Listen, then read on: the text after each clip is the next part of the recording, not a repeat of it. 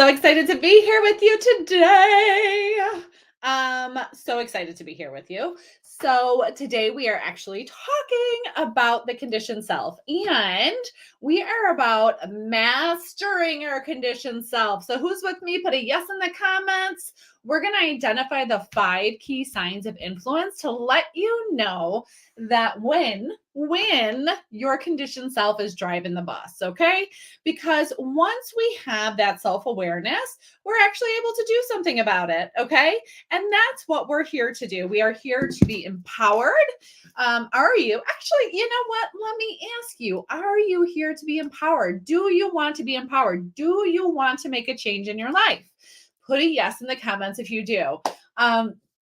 That's what I'm hoping you guys are here for, right? You recognize that you're living this life that could be more fulfilled, right? We have this yearning. You might have this little voice, or maybe it's a big voice by now, telling you, hey, there's something different and there's something more. And I know for me, I sure am. What about you ladies? Yes, good morning, good morning.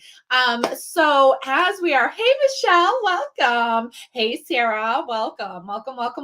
Shirley, welcome. Love seeing you beautiful ladies here. So we are going to be diving into what are the signs that we're on autopilot. Ladies, do you want to even guess how often, like a percentage of the day that we're on autopilot, that our conditioned self is just driving the bus, just driving away, off-roading in the mud, maybe throwing us off a cliff here and there. Hey Erica, so good to see you.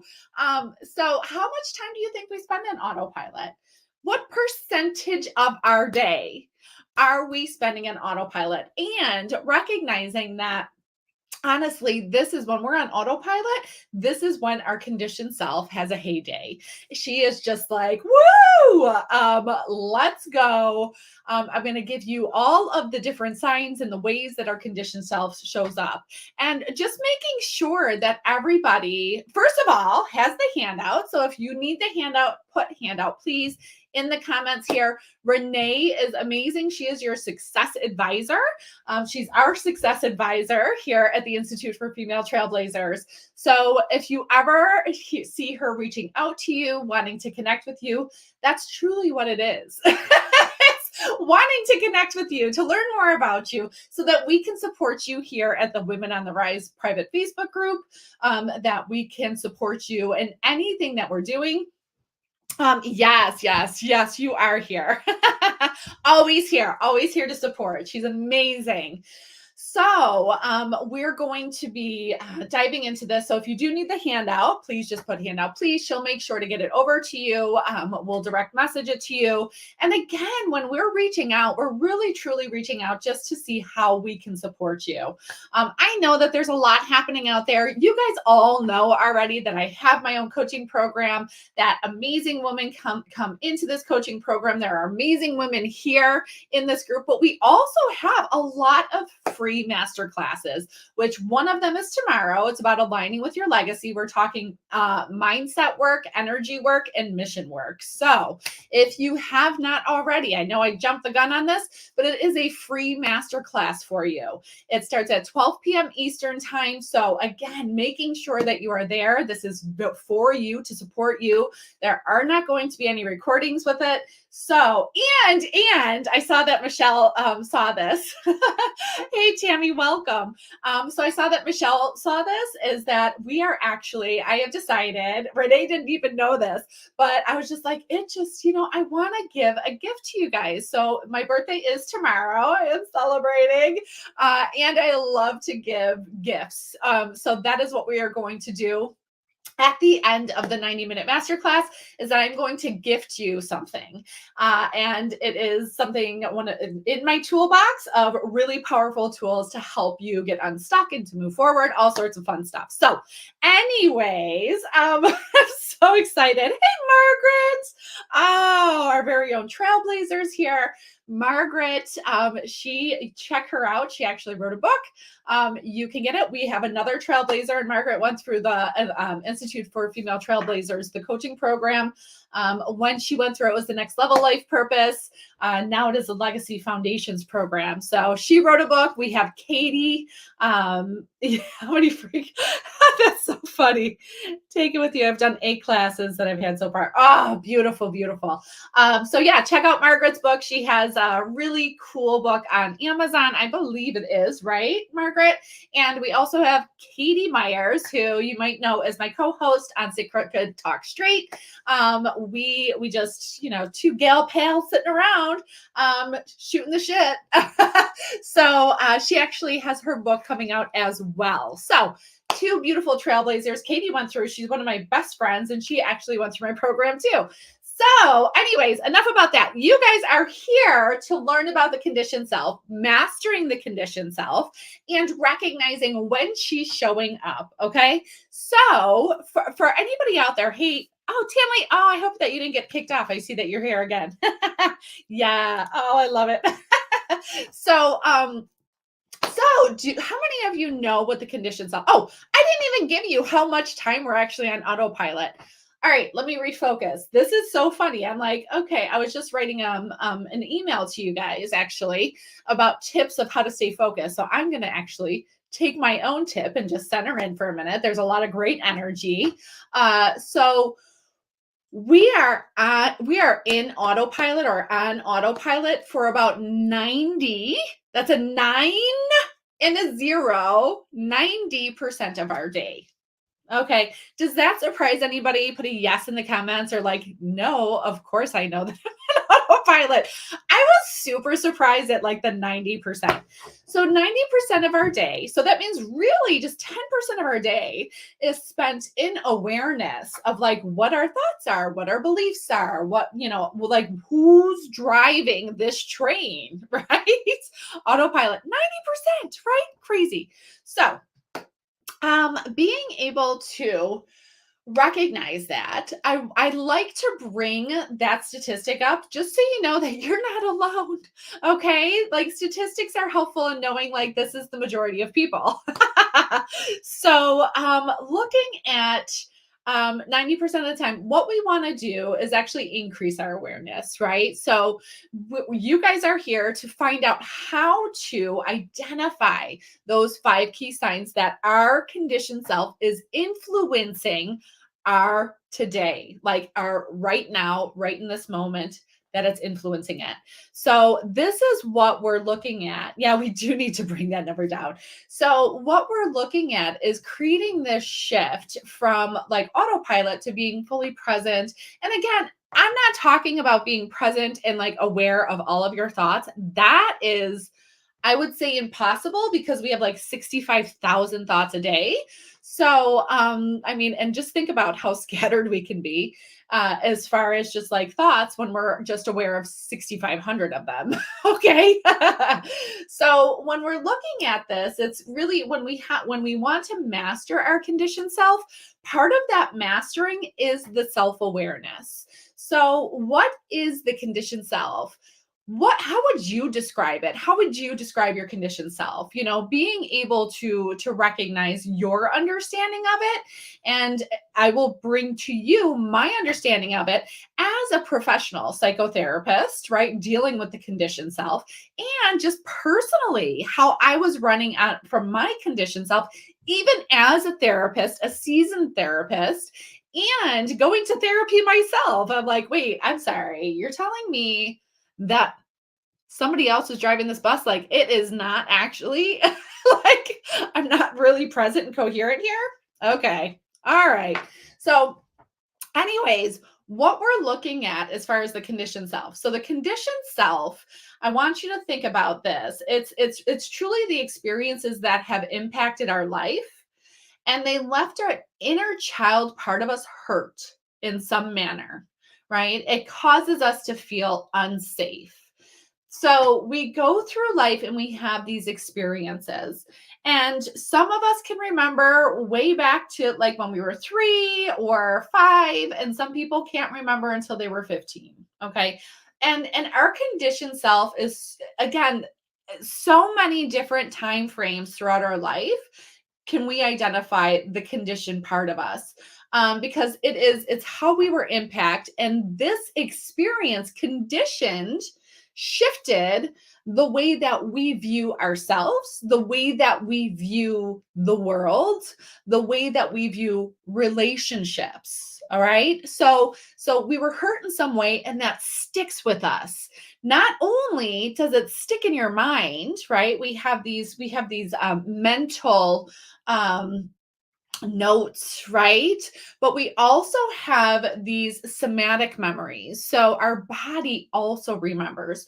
So when you have something that is impacting you today, that is triggered by something that happened in your lifetime where you felt hurt or scared or not safe in some way, then you might feel that like increase in your heart rate. You might feel flush. You might feel like you have a stomach ache. You might feel like you have like you can't breathe, or like there's something in your throat, right? So being able, yeah, it's so much about really, I don't want to say fixing our inner child, Michelle. It's about healing our inner child, really embracing her and letting her know that it's safe. But we'll get to that in a moment. So what we are looking at is these experiences. So I know that I use this analogy a lot. For those of you who have been with me for a couple of free, of my other, what do I want to say, of my other classes, or even in my program or anything like that, is that I look at it as like, all of these parts of us are on this bus. That's why I always say, it's like, who's driving the bus? Who's driving this bus? This bus right here. Okay. So, I give some examples of just even, when this was a realization that I had of just like when I was 3 and I was scared. Like, I'm not even sure why I was scared. I just know I was scared at 3. I know that another pivotal moment was when I was 8 years old and my parents were fighting, and I took my brothers, they were physically and verbally fighting. And I took my brothers into the room and I just stayed in the corner with them. And then I went out and I made sure, after my dad was gone and everything was done, I went and I made sure my mom was okay. Right. And then I remember, when I got my first B and my grandmother was upset with me when I was 10 years old. And then I remember, being made fun of for the way that I looked. I wasn't even aware, like at 11, I didn't have that body image issue. I mean, people would say little things to me, but I don't think I took it on until I was 11, and people really started making fun of me, the way I looked, the way that I dressed, and everything like that, right? So all of these, and I mean, like, then I can go to 13, I can go to 14, I can go to 21, these are all the conditions, all of these experiences impacted me in some way that I held on to them. And I said, it's not safe to be in a relationship, or it's not safe to be who you are, right? I remember, being told I was too loud, I was too imaginative, I was too ignorant, I was too stupid, I was too flaky because I was too happy, and all of these things. Anybody with me, right? Does any of this resonate? Yeah. Right. So being able to recognize that these, again, I'm not blaming, I'm just identifying these instances impact us, right? They stay with us. We have somatic markers and we have brain markers that tell us so. Okay. It's just like when we touch a hot stove, we're like, oof, that really hurt. I'm not going to do that again. Hopefully you don't. Right. So that's what our body and our mind does too. When it gets triggered of just like, ooh, there's a stove, don't touch it. It might be hot. Right. Or check to see if it is hot. That's what happens now, just emotionally, when something happens. So like, for instance, when my husband and I, like when we were early on in our relationship, we're going on 20 years now, 20 years of marriage. I think, Michelle, you had a recent anniversary too. So congratulations. But we had, so, and correct me if I'm wrong, but I think I saw that.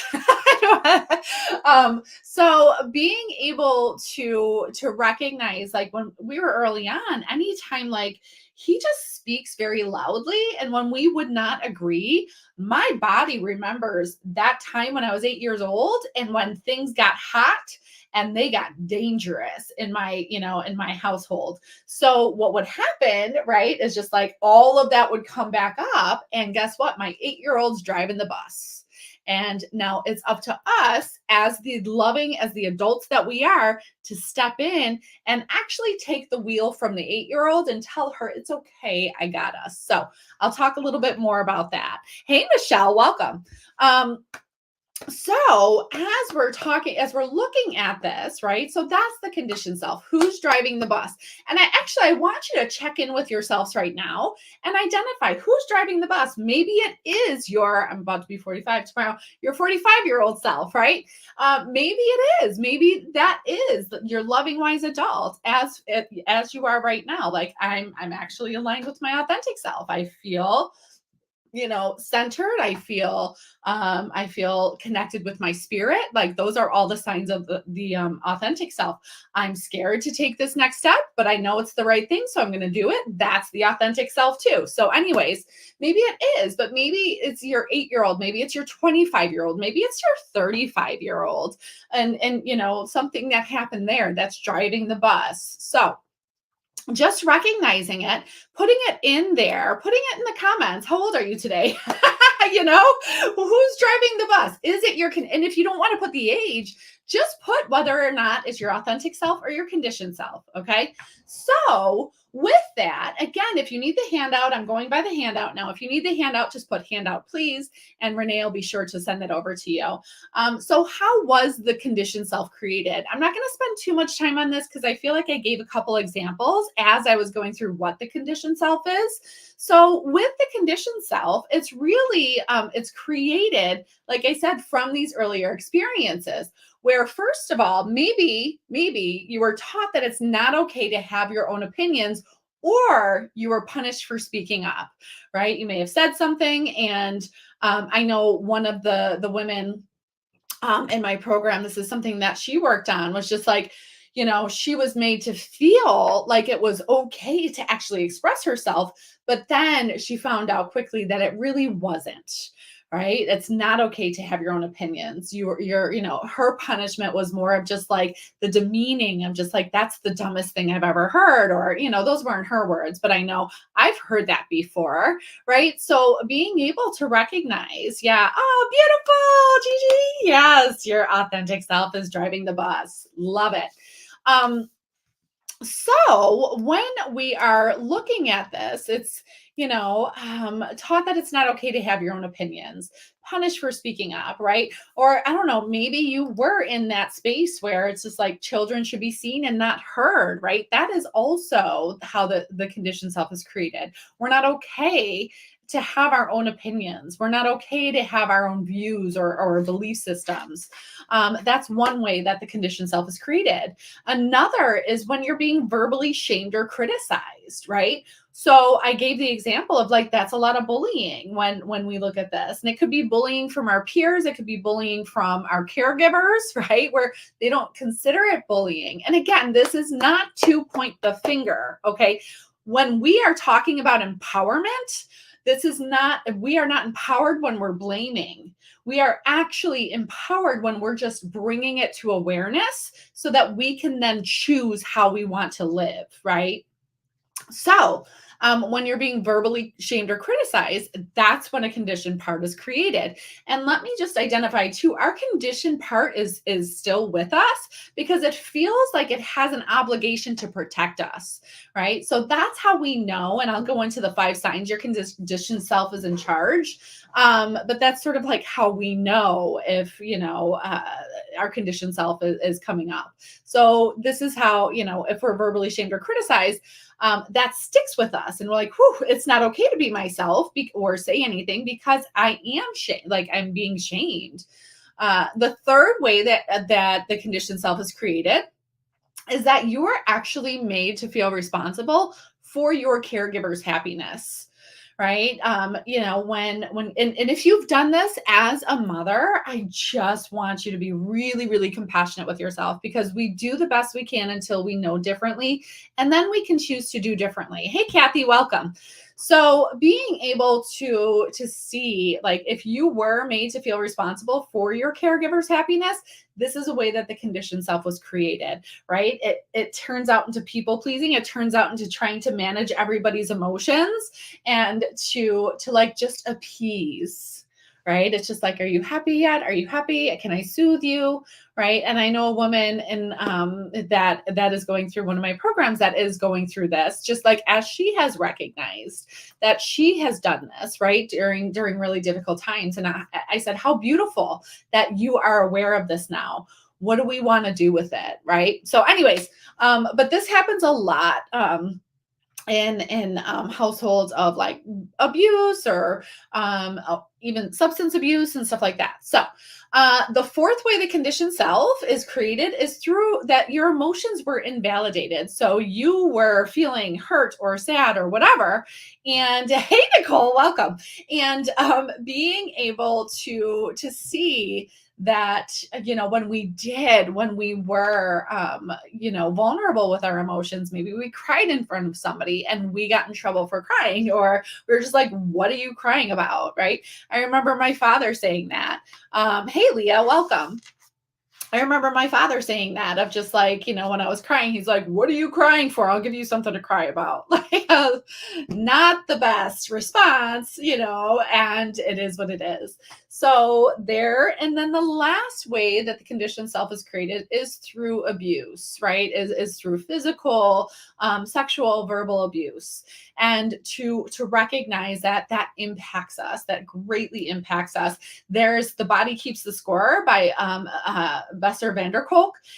He talks about this a lot, and there's so much research around this that, like, again, we hold on to this abuse. And there's so much more behind all of this about shame and stuff like that, that we just don't have time to get into. So those are the ways that your conditioned self is created. Now, 5 signs that your conditioned self is actually influencing, or maybe that your conditioned self is in charge, right? Driving that bus, is that you feel like something's wrong with you. I remember feeling this. I remember getting so upset with myself when I was sitting down. Yes, it does keep the score 100%, Tammy.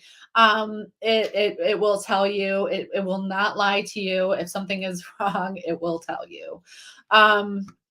So yeah, I'm like, I can go into so many different ways around that. So, but being able to look at when we get into a space of just like, something's wrong with me, that is a sign that your conditioned self is in charge.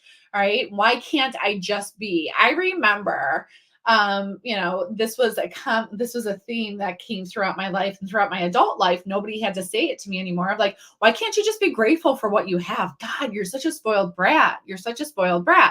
And I remember saying that to my kid, like one of my kids. I'm like, oh my gosh. Right now, looking back at that moment, luckily I'm able to still talk to him and say, that wasn't okay for me to say that. And like, how do I express this? But anyway, being able to recognize that when I feel like there's something wrong with me, that means that a conditioned part of me is in charge, right? I remember when I was unhappy, I kept on just feeling I was climbing the corporate ladder, and every time, hey Cassie, welcome, hey Mary, welcome. Every time I'm climbing the corporate ladder and I'm doing the things, and I still felt unfulfilled, and I was like, and that's when that old tape comes in, that inner critic, that conditioned part of me that's like, what is wrong with you? Why can't you just be happy? Right. And that has been said to me by my husband before, by my mother, by my father, by so many people. So being able to see that. The second sign your conditioned self is in charge is that when you recognize you're people pleasing, when you're saying yes to things, you're not having your boundaries. Maybe this even ends up in resentment or frustration, which it often does. People pleasing often does that.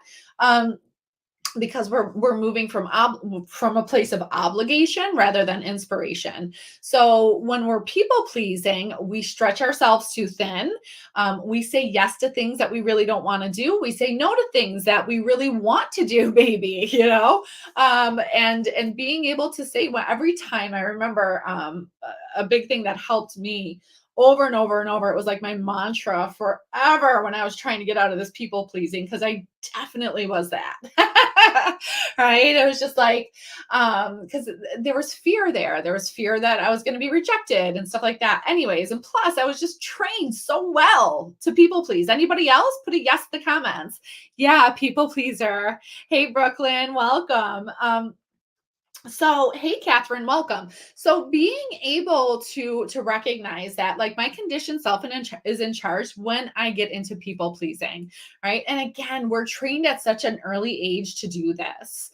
The third way to know that your conditioned self is in charge is that you feel guilty for actually speaking up, for standing up for yourself, for saying no to something. You feel guilty for saying yes to something. You feel guilty, like you feel guilty because it might be taking away from something else. Anyways, it's wild to look at. Like, when I feel guilty, I remember, even this was something that I did a lot of work on. I continue to, because we're always growing and expanding.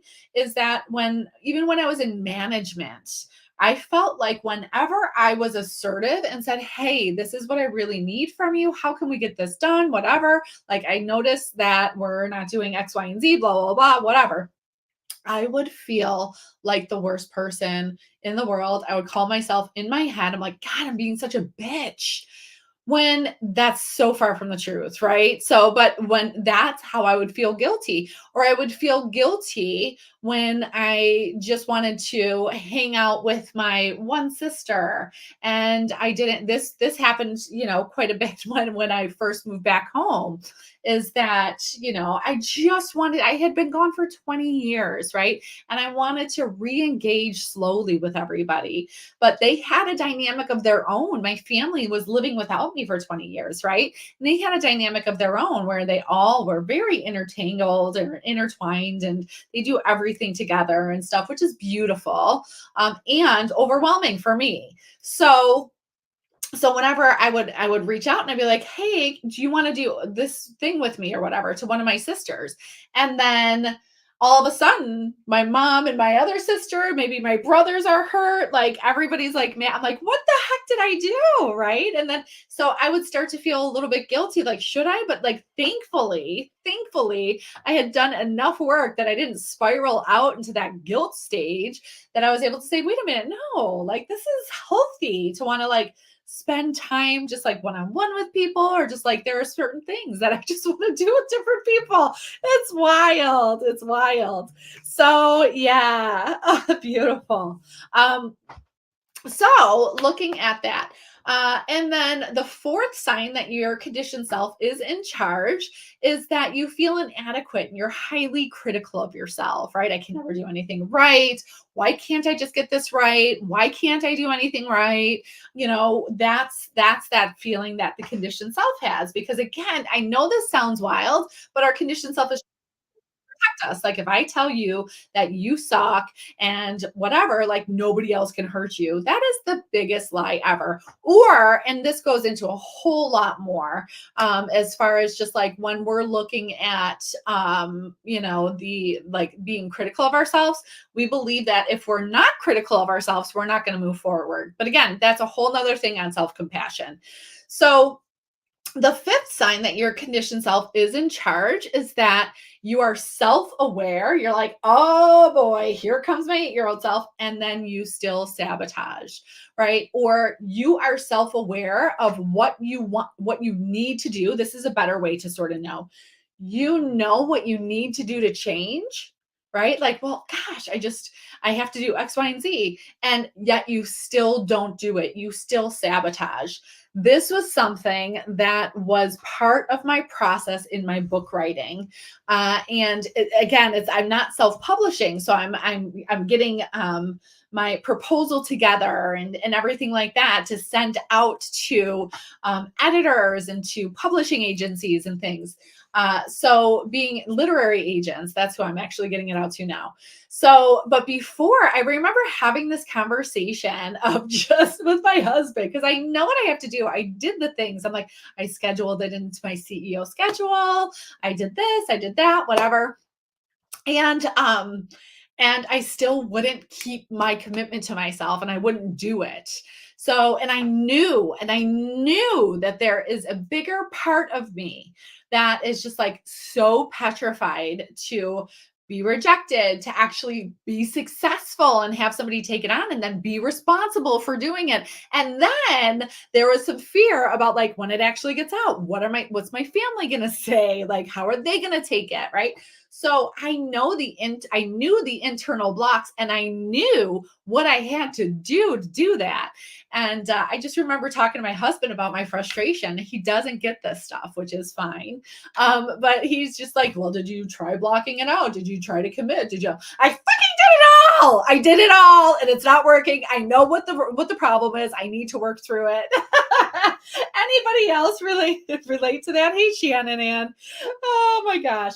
So being able to recognize that you're self-aware, you know what you have to do, you know that there's a block and you still sabotage. So what really looking at mastering our conditioned self, the the best ROI to start with is to be aware.